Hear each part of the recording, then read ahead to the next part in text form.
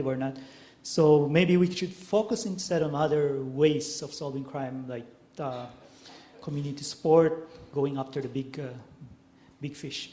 And military spending, I guess I have a problem with the stealth fighter, because reading like the Jane magazine, which is a reputable defense industry's magazine, and industry defense experts are questioning the cost of stealth, the F-35. And also our military is in need of fixed wing search and rescue plane. So I don't know, maybe we could spend some more on the fixed wing rather than on the stealth fighter.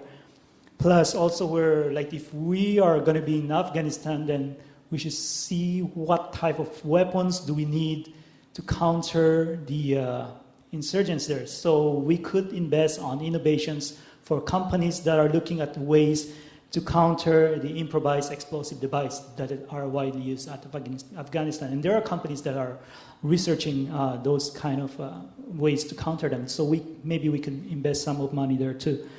And about overseas involvement, I guess we should make sure that we don't get too caught up in rhetoric of siding with one side, especially in a world where there's two sides in conflict.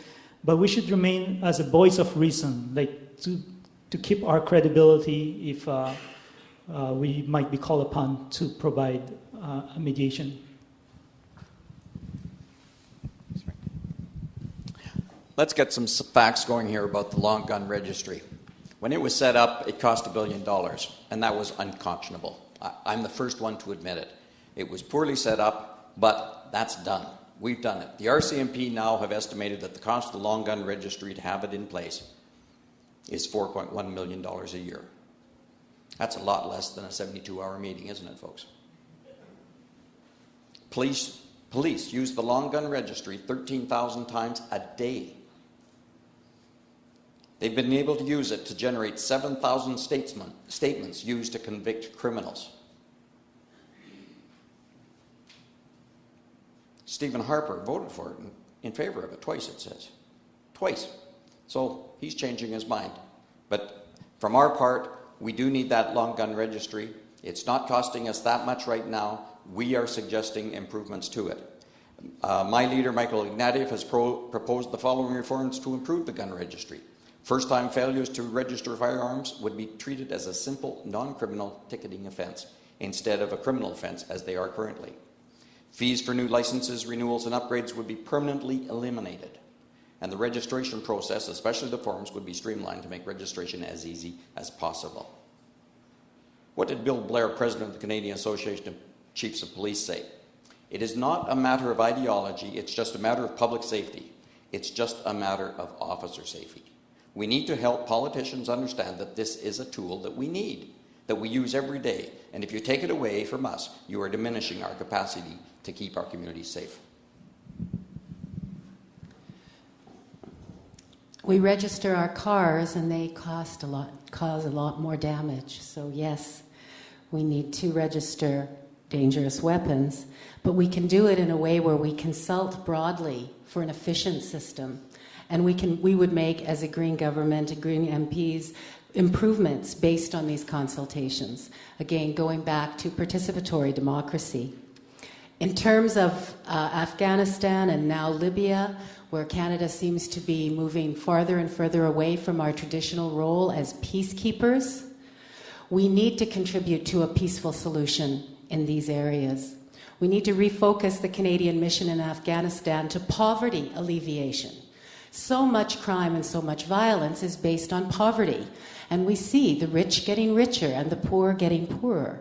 So poverty alleviation and development, appropriate, sustainable development, strengthening governance and civil society institutions, and supporting the training and development of the Afghan military and police forces, particularly in the areas of upholding human rights.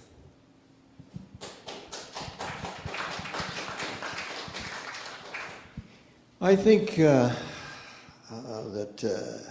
Terry has indicated some common sense on this. We spent a lot of money on it. Why would we want to throw it all out? The approach of the NDP was, look, there have been problems with this. It was too cumbersome, too expensive.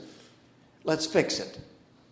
That's the approach that the NDP has taken in Parliament, willing to see if there are ways, through compromise, we can make a better Canada. But Mr. Harper doesn't operate that way. It's my way or no way. And that's a shame. In respect to the expenditure on military equipment, that's a horrendous amount of money to spend on those fighter aircraft.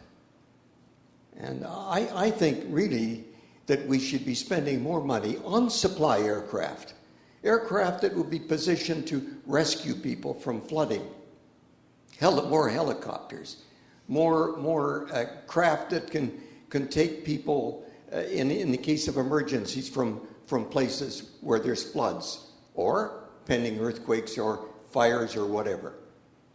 There's a need for investment this way, not in these fancy, expensive new aircraft. And I've got just one more bit of history I want to share with you. I haven't had the wave yet. Much has been said about the Afro Arrow, and John Diefenbaker canceled it. I got to know John Diefenbaker personally, and when I got to know him, I liked him. He was a progressive person.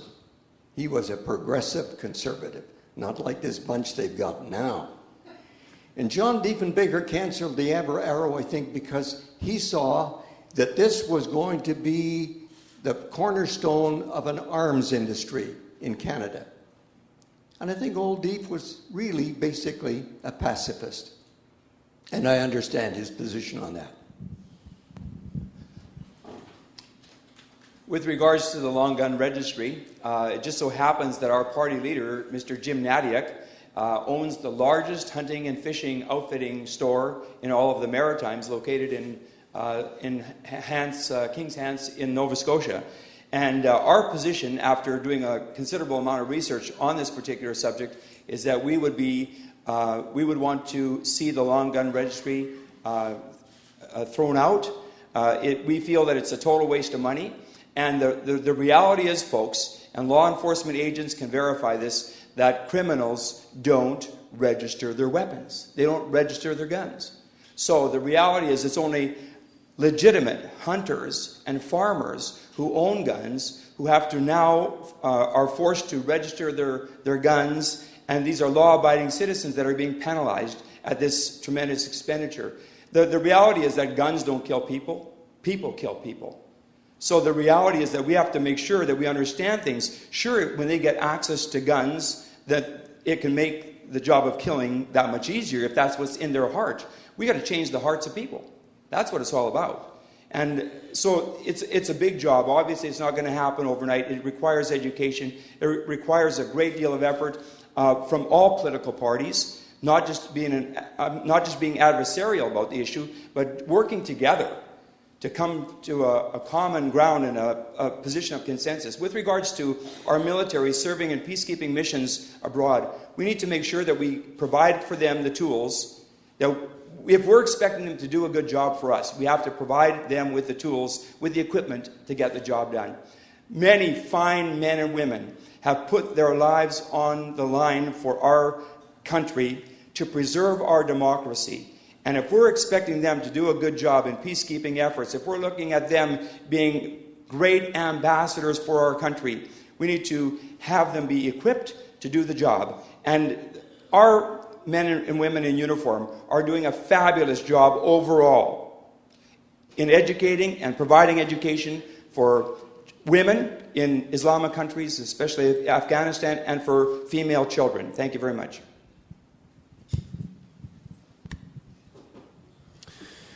All right, the next question. Rick, you can start this time. If elected, which capital infrastructure projects will you work on providing for Provencher? 2 minutes.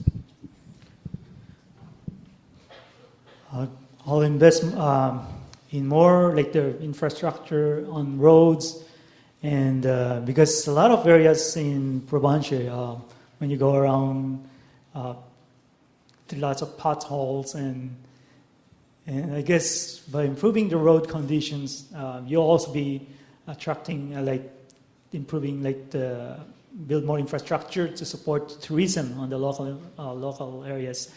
But having road conditions that are in disrepair, I guess it's really, would turn off tourists from visiting the area.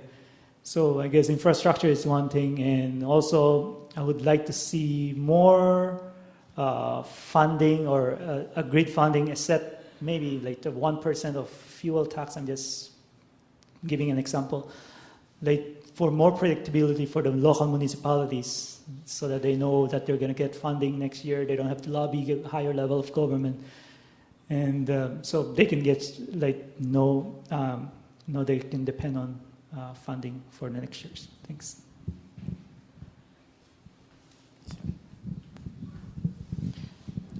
I think one of the first infrastructure things I would like us to look at here in Provencher is something to do with the broadband. Internet access. I know we've got an information highway out there for most of us, but there's a huge part of this riding has no access to even cell coverage, let alone internet. And that's putting them behind in business sense, in education for their children, and a lot of things. We've got a plan underway when we're elected that within 3 years there will be 100% coverage in rural areas for broadband. Also, we need to improve the community facilities that are around. We need to work with communities, work with provinces, and this goes for water projects too. In Provencher, we've got a huge problem with flooding. Is it mistakes that have been made in logging? Has it been the greed of taking natural resources out and not thinking what's going to happen in the future? I don't know. But we do need to work with the provinces, because this is an area of their responsibility, and come up with some partnership to save the